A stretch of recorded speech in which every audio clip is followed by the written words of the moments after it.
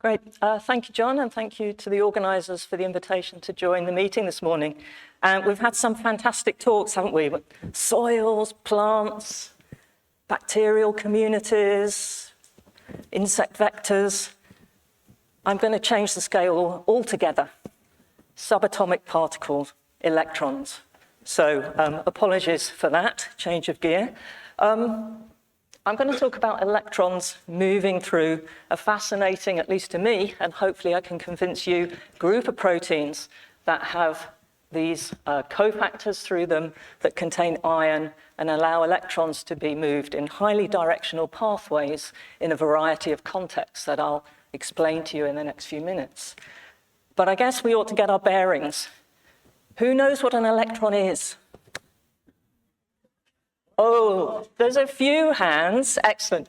I'm not going to answer that question because it's actually highly controversial, so we can discuss that over lunch. But of course, what you should all recognize is that we and no other living organism would not be here if it wasn't for the movement of electrons, because they are key to all living organisms gaining energy from their environment, whether it's in photosynthesis, getting energy from the sun, or in respiration, getting electrons and energy from the fuel molecules that the organism is taking up. So hopefully you're all familiar and can remember this kind of schematic of the respiratory electron transfer chain in mitochondria here. So we've got the movement of electrons from NADH through a series of proteins, and that generates a proton motive force by moving protons across that membrane, and that proton motive force then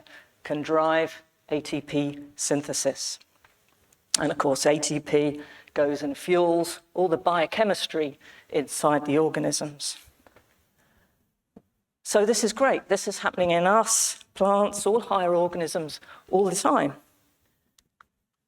But what about anaerobic environments? And of course, at this meeting, all the microbiologists will know that the cool thing, one of the great cool things about microbiology, is it doesn't need oxygen for survival. There are a huge number of anaerobic environments where microorganisms thrive.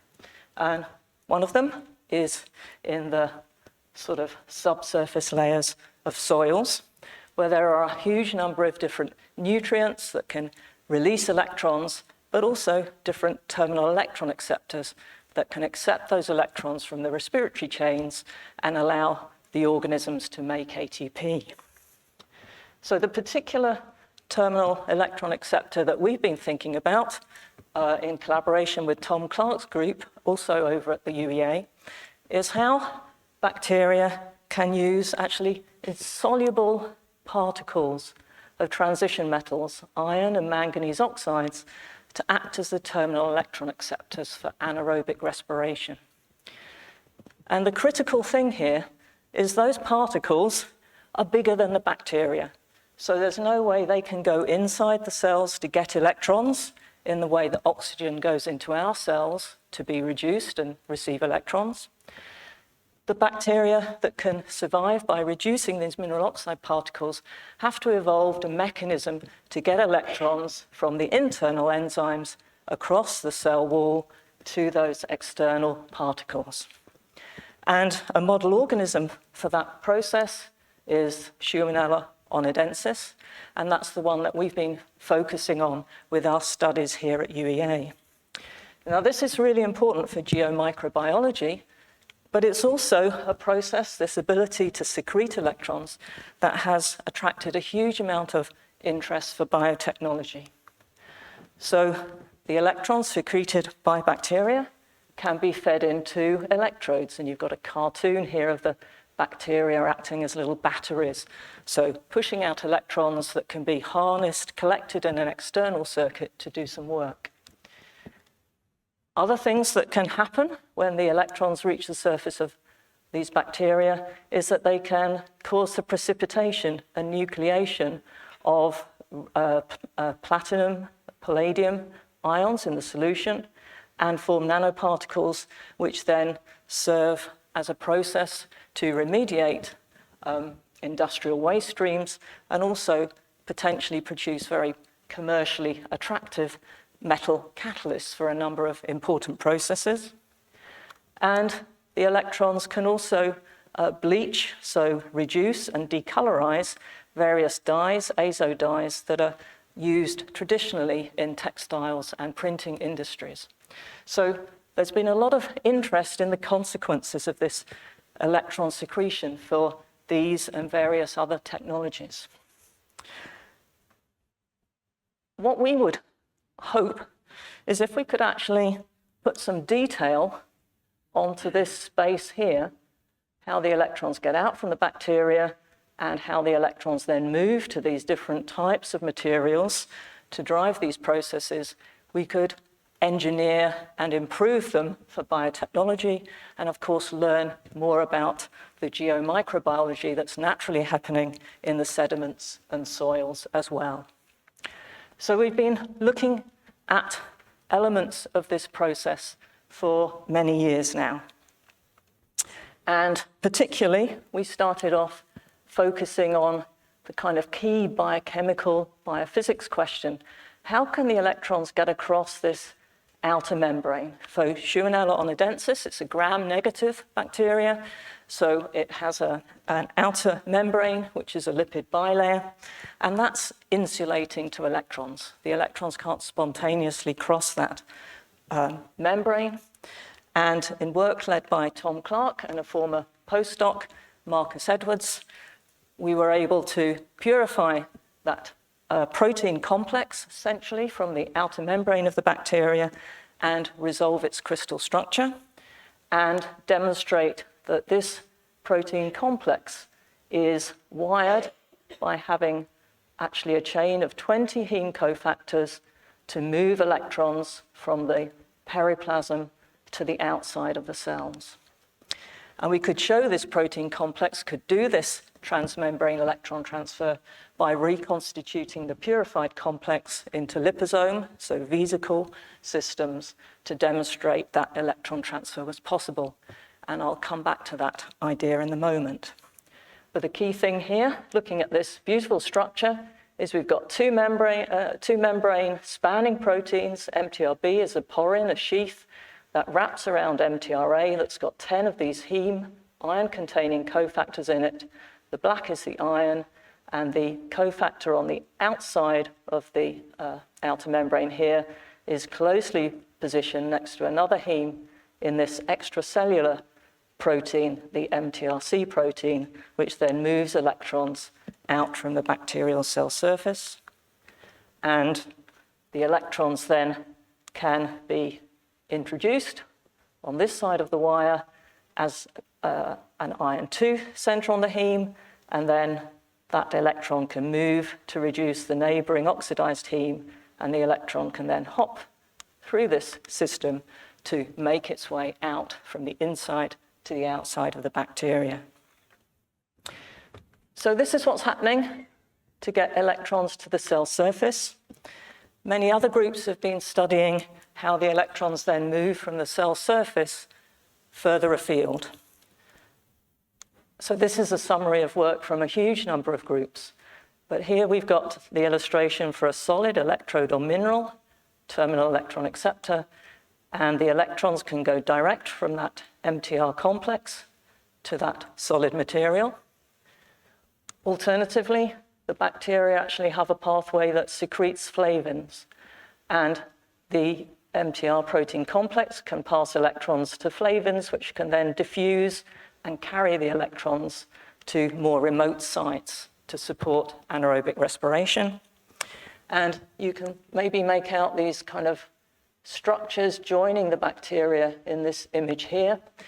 We now know that these are outer membrane extensions studded with the MTR complex that can link bacteria, but also bacteria to solid surfaces. And the MTR complex allows electrons to move down these structures as well. So we've got, certainly in the last 10 years, a much better understanding of how bacteria can get electrons to their external environment for Julea onadensis. and there are homologs of the MTR complex in many bacteria, and we suspect that this is a very widespread mechanism for electron transfer. So what I'd like to give you over the next few minutes then is some idea now of how we're starting to engineer this system to understand more about it, to give us a framework for enhancing biotechnology or perhaps coming up with some novel biotechnology. And I'm going to tell you 3 stories. So mainly I'm going to focus on this movement of electrons to extracellular electrons acceptors, and very briefly tell you about some work looking at electron movement between electrodes, so in the electric circuits essentially, like powering the lights and the projector in the room, and also what we've been doing making light-driven nanoreactors as well. So I've introduced this MTRC protein on the surface of the bacteria. We've got 10 heme cofactors in this that can become reduced, have electrons that then could be passed on.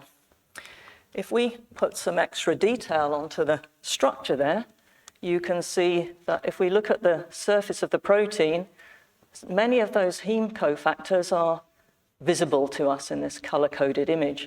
So they'd also be sites where molecules or surfaces can come up, get close enough, and receive an electron. There's not many of those sites accessible on this surface of the protein. But looking at this then, and we and many other groups with wet lab experiments, but also computational modeling, have tried to understand where electron acceptors might be binding and receiving electrons on this protein surface.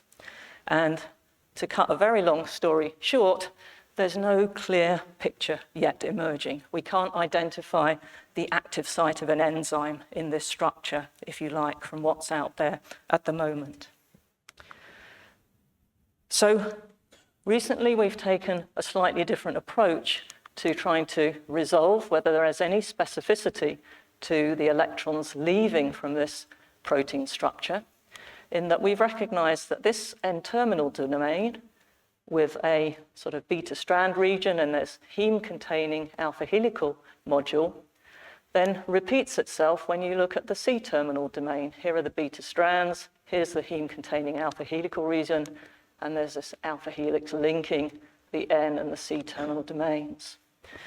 So we've gone for a rather brute force approach and just said, well, let's just remove the C-terminal domain and see what happens. Does it make any difference at all? So we're wanting to know, how does the full-length MTRC protein compare in its behavior to the N-terminal domain? Well, firstly, does the N-terminal domain form as a stable structure without the C-terminus? Well, we've been able to show that it does, and here you can see that purified full-length and N-terminal domain proteins, and the crystal structure of the N-terminal domain here shows 5 hemes are bound. We've got the beta strand region, the alpha helices. It's rather difficult to make out the structure of that N-terminal domain on blue, on the green structure of the full-length protein, but that's actually a good thing because it tells us that this N-terminal domain is having the same structure as it adopts in the full-length protein. So all systems go. We can make a good, stable N-terminal domain with all the key features retained as in the full-length protein.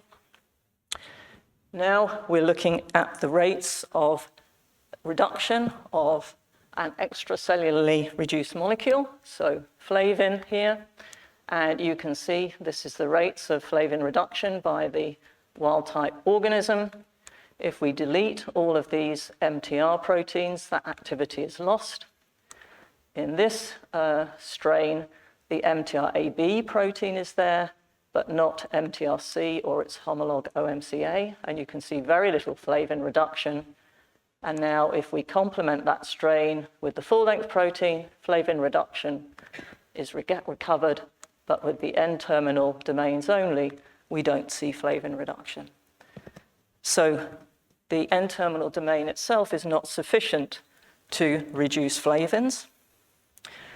We've looked at various azo dye reductions. This is reactive black 5. And the key thing here is you can see that the N-terminal domain, as well as the full-length protein, both restore the reduction of this azo dye activity to comparable levels. So the selectivity for azo dyes is different to that for flavins. And we've been mapping that out for a number of different electron acceptors, and I just kind of put a few of the results in summary here. So there is some specificity differences in the N and C terminal domain. That's, we think, now coming clear from our results. And we've now got, at least for some of these electron acceptors, focus now for more selective engineering of the sites around specific heme cofactors to try and suppress activities we don't want and enhance ones that are more interesting. So hopefully I've got a couple more minutes. Okay, so to finish, a couple of short stories, really.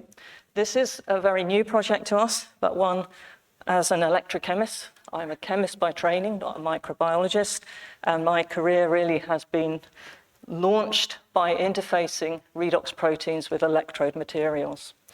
And what we've been able to do most recently, working with the team of Ismael Diaz-Perez at King's College London and Joachim Blumberger at University College London, is to take single molecules of this extracellular cytochrome MTRC and orient them between essentially very tiny electrodes, one on either side of the heme wire, and measure the actual flow of electricity as a current through these protein molecules. The conductivity is comparable to single organic conductive polymers on a length per length basis. And what we're hoping now is that we can use molecular engineering and the introduction of, or the changes of both natural amino acids and also our recently established system to put non-natural amino acids into this protein, to now put new functionalities into these proteins and essentially expand the range of different electronic properties that are addressable through these single molecule techniques. And for me, introducing single atom changes into this protein is a lot simpler than trying to do it with synthetic chemistry in conductive polymer units. So I'm hoping that the power of biology and molecular engineering is going to give us some great advances here in looking at the properties of these proteins. And my final slide then is going to take us back to this idea that we used very early in our studies of how could we show that this purified MTR complex could move electrons across a lipid bilayer as we were proposing it could do on the outer surface of the Shewanella onidensis bacteria. Well, we put the protein into liposomes, and in those very early experiments, we could show we could move electrons out to mineral oxide particles. But since then, we've been essentially developing a series of enhancements to this system. And most recently, what we've been doing is encapsulating hydrogenase inside these liposomes. Hydrogenase is an enzyme that reduces protons to hydrogen. That's a useful fuel. It needs electrons to do that. They're coming into the liposome through the MTR complex, and the electrons are coming into the whole system. The energy is coming from light, and we're using carbon dots to harness the light, energize the electrons so that they can be fed into this system. So essentially, we've got a semi-artificial photosynthesis system here. Carbon dots absorb a much broader range of solar spectrum than do the photosystems, chlorophylls and those pigments. And what we're doing here now is creating an energized membrane, just like happens in the mitochondria to drive ATP synthesis. So moving forward, what we're hoping we can do is use this as the basis of a bottom-up design of protocells. So if anybody out there has got some interesting transmembrane transporters for nutrients or molecules that could be redox transformed inside these compartments. We'd be loving to talk to you because that's what the sort of thing that we're looking to do next.